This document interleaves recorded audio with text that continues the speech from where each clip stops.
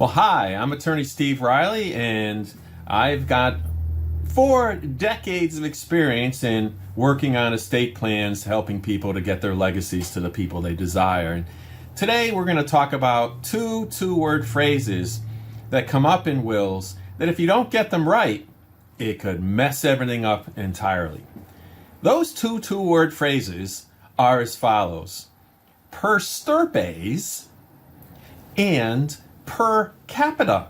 Per stirpes is a Latin phrase that, when I originally went to law school, I thought it meant that if one person died and the other person would simply step up into the stirrups of the individual above them. So if a parent died, that their child would then take the place of their parent by stepping up into the stirrups on a horse. In other words, I used to interpret it as per stirrups instead of the Latin phrase per stirpes. And what per stirpes means actually is by root or by stock or by representation. So what per stirpes simply means is if you put a clause in the will that says, I give all of my estate to my 3 children per stirpes, that would mean if, God forbid, one of your children passed away before you and they had a child, that their child would step up into the shoes of their parent.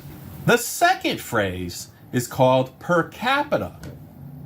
And per capita simply means that if you've got a person who has 3 children and he says, I give all of my estate to child A, child B, and child C, per capita, if one of those children should predecease you, then the other remaining 2 children would take the entire estate, regardless of whether or not the predeceased child had a child of his or her own. So in per capita, if the primary beneficiary dies, the next of kin inherits. So the inheritance is only among what are called primary beneficiaries. So in Connecticut, as it may be in most states, if per stirpes is what is called the default scheme.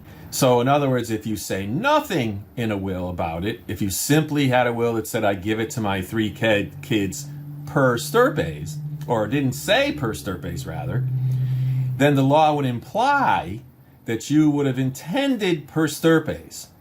Now in Connecticut, that's found in Connecticut case law. So in other words, if you just forgot about it, Connecticut law will plug it in even if you didn't want that. So the key is to get the inheritance to the people you specifically want and to understand what the phrases that are put into your will mean, or at least they are adequately explained to you by your estate planning attorney. If the testator's intent, the person doing the will, if that intent is in doubt, Connecticut law will then go back to what its statutory scheme is if you didn't have a will and imply that you would have wanted this per stirpial distribution having a child step up into the shoes of their parent. But either way you choose, because it's your will and it's going to designate what you desire to happen, you just want to make sure that whatever clause is used is the one you want and that your intent is expressed clearly in your will, or for that matter, your revocable living trust. If you want to see more videos like this, please give it a thumbs up if you liked it, and also subscribe. Press the subscribe button and also the bell so you could be automatically notified of any future videos that I will be putting up. And that will also help me to get the word out to as many people as possible who this type of information would help. Again, thank you for watching.